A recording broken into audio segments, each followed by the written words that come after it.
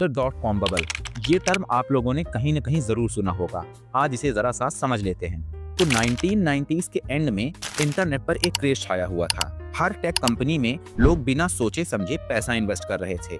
1995 से 2000 तक NASDAQ, जो कि स्पेशली टेक्नोलॉजी कंपनीज को स्टॉक में लिस्ट करता है और जहां एप्पल, माइक्रोसॉफ्ट और अमेज़न जैसे बड़े टेक जायंट्स भी लिस्टेड हैं, उसका इंडेक्स 400% तक बढ़ गया। कंपनीज जिनका कोई रेवेन्यू ही नहीं है, सिर्फ एक वेबसाइट है, उनकी वैल्यूएशन भी बिलियंस तक पहुंच गई, क्योंकि उनकी वेबसाइट के पीछे .com लगा हुआ था।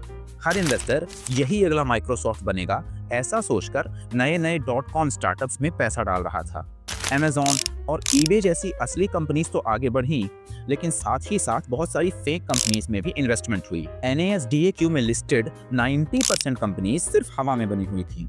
इनका ना तो कोई रेवेन्यू था और ना ही कोई प्रॉफिट। एग्जाम्पल के लिए Pets.com, जो सिर्फ डॉग फूड बेचने का स्टार्टअप था, उसने 300 मिलियन से भी ज्यादा रेस किए, लेकिन सिर्फ एक ही साल में बंद हो गई। फिर आया मार्केट क्रैश का टाइम, मार्च 10 ईयर 2000। NASDAQ अपने ऑल टाइम हाई 5048 पॉइंट्स को टच कर रहा था और एकाएक इन्वेस्टर्स को ये रियलाइज हुआ कि कंपनी सिर्फ लॉस करवा रही हैं। पैनिक शुरू हो गया और इन्वेस्टर्स ने अपने सारे शेयर्स बेचने शुरू कर दिए।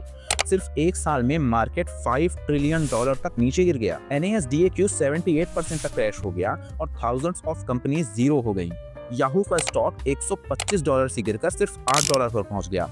जेफ बेजोस का नेटवर्थ $10 बिलियन से गिरकर $1.5 बिलियन तक पहुंच गया। जो लोग एक ही दिन में करोड़पति बन गए थे, वही लोग रातों रात बेरोजगार हो गए। अमेज़न जैसी ट्रस्टवर्दी और बड़ी कंपनी के स्टॉक में भी 90% तक गिरावट आई, लेकिन अमेज़न टिका रहा और अमेज़न के साथ कुछ और ट्रस्टेड कंपनीज भी टिकी रहीं और वही कंपनीज आज $1 ट्रिलियन एम्पायर बन चुकी हैं।